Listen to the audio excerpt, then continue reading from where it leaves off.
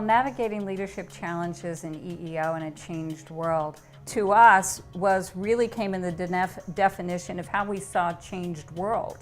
And for us, it was two-pronged. It was economic, and it was the exponentially expanding virtual community. From the standpoint of the economy, what we've seen is that the duration of the economic downturn, the recession, has taken its toll on all of us. We as a consumer and society expect more from everyone, and as we expect that within the society and the virtual community, we expect that of government. So you've got that dynamic that's always playing.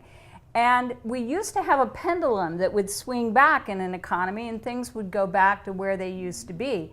That isn't the stage that we're living in anymore. The stage we're living in is technologically, we move decades in the matter of years. And so from the standpoint of government, this shifts the paradigm of government. It shifts how they work with personnel, how personnel works with the constituent community. And from a standpoint of looking at a virtual community as a organic, continuously moving society, and we are linking to it from government and from business and from ourselves from hierarchy. So you have an inert system that's on one side, and you have a fluid moving system on the other side, and it's like anything, when you try to plug one into the other, you don't get connectivity. So that's what this event was here to do. And it was here to create in a human system the integration of a society so it will specifically mirror the economy we're serving. APSE was founded back in 1975, and the mission of APSE is to advocate for equal employment opportunity and also to advance the careers of its employees. One of our visions is that members are actively serving the community. And for example, APSE has a scholarship program, and we've given probably $500,000 over the last couple decades, and because that's what we do. We want to encourage people in the community and to return back to the community.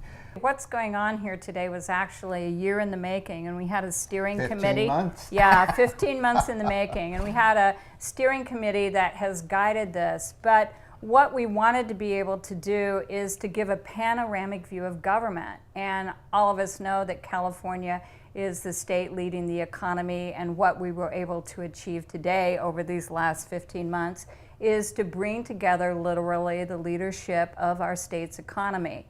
We have 8 secretaries and undersecretaries, so we have prominently most of the governor's cabinet as it relates to the leadership.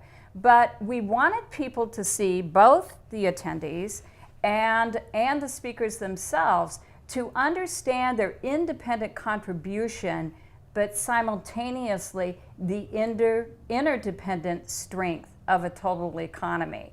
And I know that was the outcome that we achieved. Well, again, I think we have, as you pointed out, we've gotten 8 agency secretaries. I think we have perhaps 2 undersecretaries, and in comparison, I recently was organizing a conference on behalf of the governor's office, and the First Lady was attending, and we were only able to get 1 agency secretary. So I think this is an outstanding achievement. And the backstory with all of this, with our steering committee, is we literally picked up the phone and cold called the secretary's offices. And it really comes in communicating a story and being able to explain to them why this is different and why they need to become involved. And all of us were really excited about the preparatory types of activities that would occur with the different agency secretaries, and how excited. One of them being, that comes to mind, is Commissioner Farrow, the commissioner of the CHP, in that we asked each of our speakers to give an insight or a philosophy that would guide their professional career. And he personally got so excited about that because for him, his father has guided his life. And he shared with us the ABs of leadership as came to him by his father. And to look at the legacy of that, of how it came out into the world. One thing that this event does, which I'm really, really proud of, is that it features a panel of department directors speaking on what the best practices of equal employment opportunity are. I've been in this field for over 3 decades, and this is the very first time you have department directors speaking in terms of, I think, the best practices of EEO are, and so that's phenomenal. Well, and I really think that that speaks to the mission of APSE. And as the only sitting Caucasian on the full Asian board, what has really impressed me about APSE is that as an oppressed society, their focus and acute attention to diversity, and they just walk their talk in the world. And so I think that your ability to pull all of those EEO directors into EEO best practices just speaks to the legacy of what APSE has given to our community. And I think it's represented in terms of our awards, our leadership awards that we're giving. I think this is a phenomenal forum. At the event, we had 200 attendees, and that was the maximum that the auditorium would hold. But we had 31 leaders of our state's economy. We had, what I found in the attendee base out of the 200 that really excited both Dean and I is there were 51 unique departments participating in the day's event. And from a standpoint of feedback, one of our leaders came to us afterwards, and she felt that it was really unprecedented, the ability to pull together this magnitude of leadership into the context of one forum.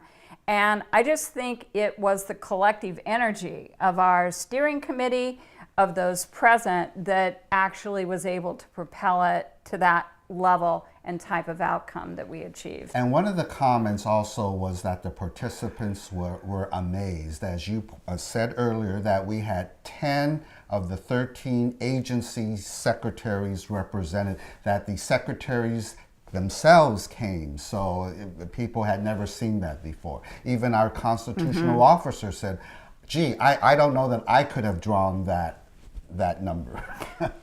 Even to the extent of the, giving the awardees our awards in leadership, of the Individual Leadership Award to Howard Schwartz, or the Agency Award to the Inspector General, or the EEO Heroes Awards to Dave Jones, the Commissioner of Insurance, or the giving EDD, and Pam Harris, the EEO Agency Award.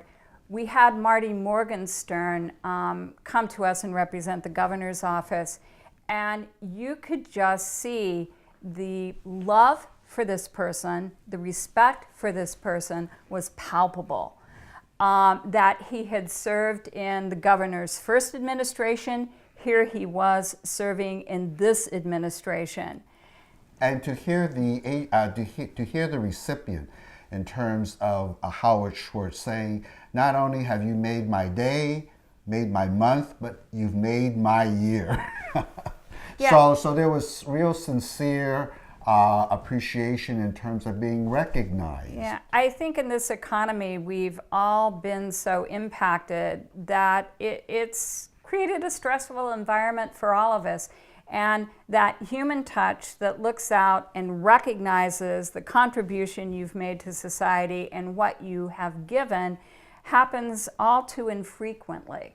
And I think the value of these awards were demonstrated in the hearts and minds of the recipients that received them. If you were to look at this event and create it from the perspective that it happens at one point in time, then again, I don't think we serve the mission of our original purpose. The Asian Pacific State Employees Association has entered into a memorandum of understanding with the University of Southern California. And so we look forward during the next couple years to really implementing that. And toward that effect, As we know, we're starting to plan a series of workshops in the very near future. Yeah, we actually plan to offer a large event every few years, and then independently what we're doing is taking the Navigating Leadership brand and we're carrying it forward.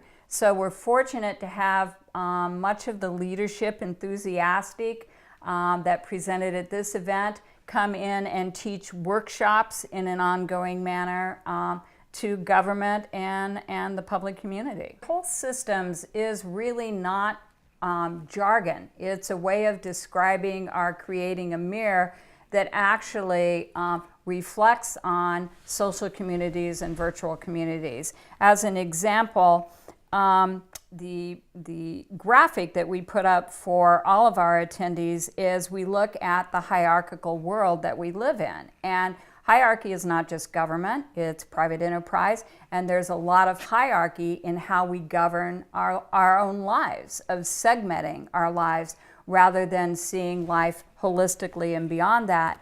But then when we look out to our virtual community, we see an organic whole system. And by that, it's moving and changing 24/7.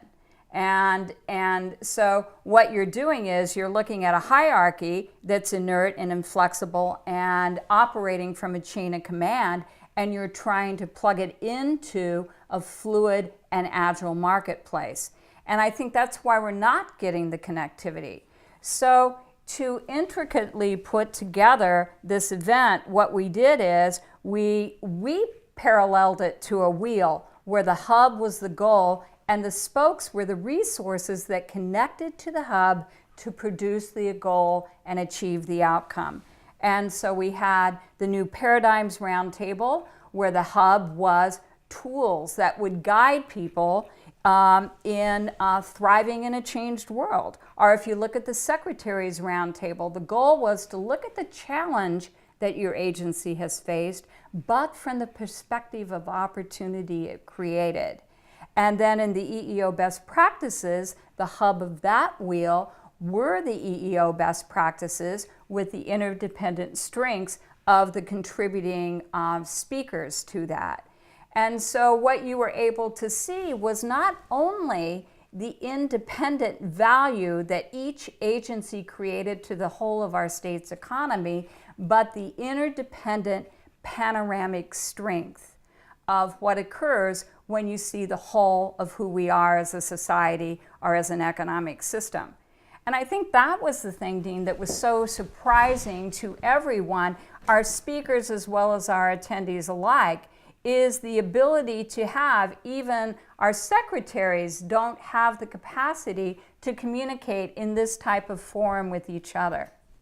But to look at from a perspective of challenge, what is the opportunity that is going to be the threshold in rebuilding California? And I think that that's what was revealed again and again and again from the voices of our speakers. There's always a guiding force that is present in any event, and I think that we were really excited to see the composite of leaders that came forward to actually guide the flow of information and interaction throughout the day. We were fortunate to have Sylvie Stanislaus come to us as the executive officer of the Franchise Tax Board, and of Maylee Tom, who is president of the State Personnel Board, of John Chung, who shared with us at lunch, of Ann Boynton, who shared with us from CalPERS, of Marty Morgenstern, of Clark Kelso, who led the Paradigms panel.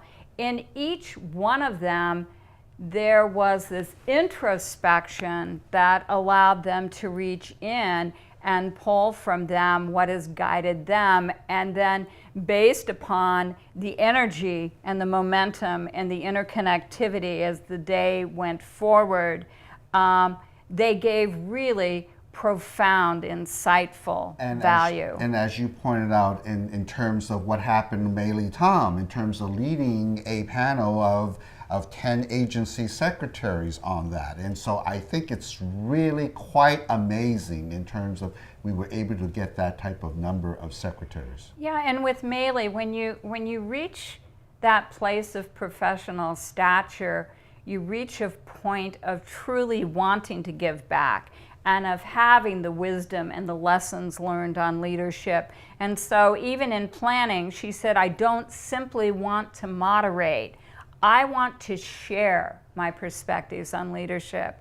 And we were fortunate that that was the gift she gave. Yes. I think what this event was not the context of this 8 hours that we spent together, but more importantly, it was a threshold. And I'm looking forward, now that we have the MOU signed between APSI and USC, that we are going to be engaging in a series of workshops in terms of continuing this brand of leadership. And so this is a conversation that began on November 8th, 2012, but it is a conversation and focused on leadership that will continue, that we hope, for an untold number of years. Bigger things are coming.